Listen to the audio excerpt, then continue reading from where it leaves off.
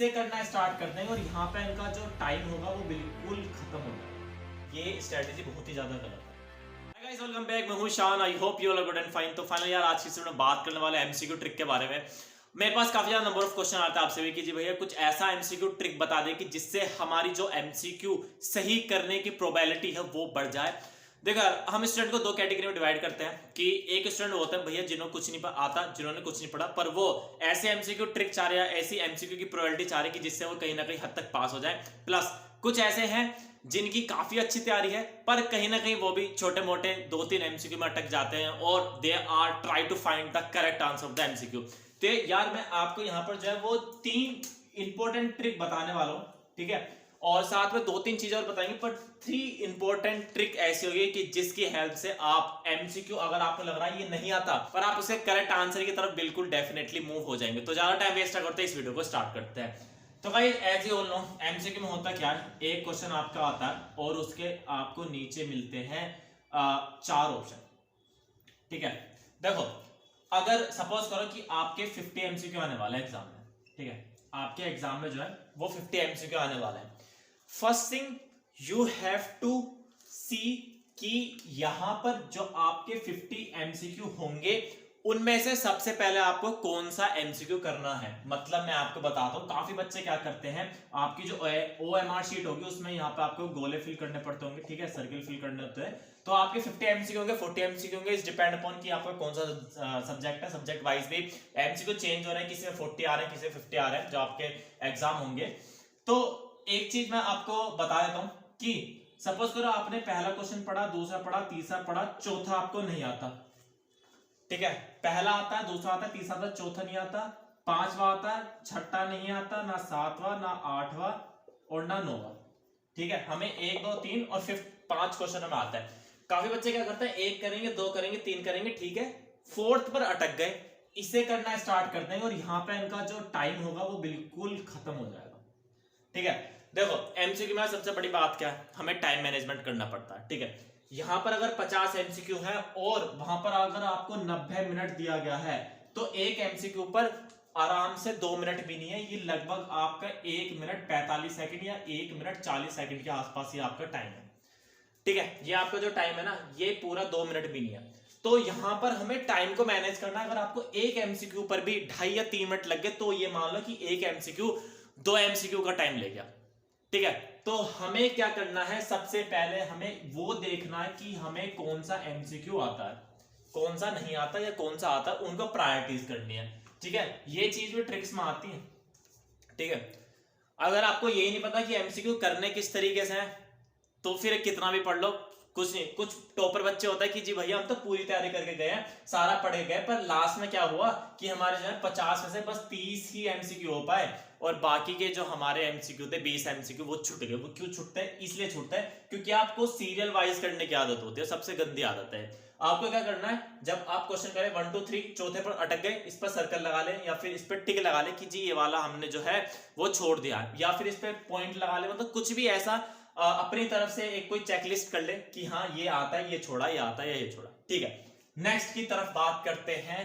Next की तरफ ये है कि you have to use the elimination method. Elimination method कैसे कि सपोज करो यहाँ आपका question A, question B, question C, question D, ये मत देखो कि कौन सा ठीक है, सबसे पहले ये देखो जिसमें आप अटक गए, सबसे पहले ये देखो कि कौन सा वाला नहीं हो सकता।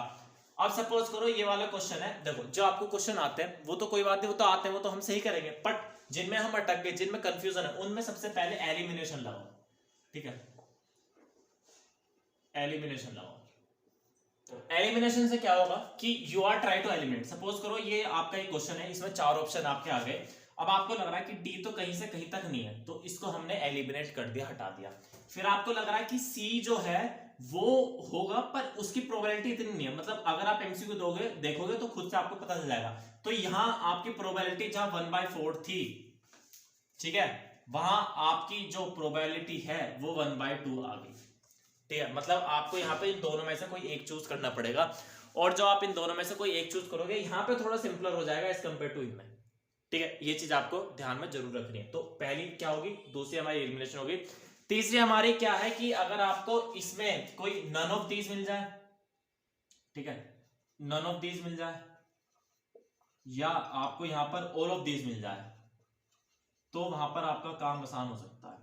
मेनली क्वेश्चन जो होते हैं, नोट हम सारी क्वेश्चन की बात नहीं कर रहे हैं, पर मेनली जो क्वेश्चन होते हैं उनमें आंसर अगर नन ऑफ दीज या ऑल ऑफ दीज है तो मेनली 90% क्वेश्चन में जो आंसर होता है वो ऑल ऑफ दीज या नन ऑफ दीज में से कोई एक होता है। ठीक है, ओके। नेक्स्ट क्या है, हमारी टॉप 3 जो ट्रिक है वो खत्म हो चुके हैं। अब मैं आपको कुछ चीजें बताता हूँ जो आप गलती करते हैं एमसीक्यू के वक्त। काफी बच्चे कहते हैं कि एक काम कर कि एग्जाम में जा और ए लगा दे समय, क्योंकि नेगेटिव मार्किंग होती नहीं अगर आप स्कूल लेवल पर एमसीक्यू दे रहे हो। तो वो बोलते हैं या तो ए लगा दे पूरे में, या बी या सी या डी। ये स्ट्रेटेजी बहुत ही ज्यादा गलत है, बिल्कुल। ठीक है, अब सपोज करो कि अब काफी बोलते हैं कि यार ये बी और सी में से मतलब मेनली जो होता है वो बी और सी होता है। ऐसा नहीं है, सब बेवकूफी है। ए भी हो सकता है, डी भी, बी भी, सी भी, कोई भी हो सकता है। ये बेवकूफी मत रहना कि यार मेनली सारे ऑप्शन जो है वो सी या डी में से होते हैं या बी या सी में से होते हैं। एमसीक्यू में कोई भी सही आंसर हो सकता है, तो ये ट्रिक में नहीं आती। ठीक है, इस चीज को ट्रिक में मत मानना कभी भी किसी भी कीमत पे। तो we are try to solve the MCQ, और एमसीक्यू सोल्व करने के लिए हमें ये देखना पड़ेगा कि कौन सा एलिमिनेट हो रहा है, नन ऑफ दीज है, ऑल ऑफ दीज है। ठीक है, और क्वेश्चन को लाइन वाइज ना करके सबसे पहले जो आता है वो करें। ठीक है, जो भी आपका ये मान लीजिए कि न्यूमेरिकल बेस्ड क्वेश्चन है, न्यूमेरिकल बेस्ड वाले में आपको ज्यादा टाइम लगता है तो उसे थोड़ा सा प्रायोरिटी बाद में दे दो। बाद में अगर आपको सपोज करो कि बाद में 2 मिनट बच गए, 2 मिनट में हमारे 5 एमसीक्यू बच गए, ठीक है, या फिर 1 मिनट में हमारे जो है वो 4 एमसीक्यू बच गए, तो वहां जब कुछ सेकंड रह जाए वहां पर हम तुक्का लगा दें क्योंकि नेगेटिव मार्किंग है। बट अगर हमारे पास टाइम है और वो नहीं आता तो हम यहाँ पर ट्रिक अप्लाई कर सकते हैं। नेक्स्ट, फॉर द फिजिक्स के लिए क्या होता है कि यार उसमें ऐसा यूनिट्स होती हैं। ऐसा यूनिट्स मान लो कि सपोज करो कि एक आपको न्यूमेरिकल है, न्यूमेरिकल वाला एमसीक्यू आ गया और उसमें बोला कि find the value of the force, ठीक है, या find the value of the energy.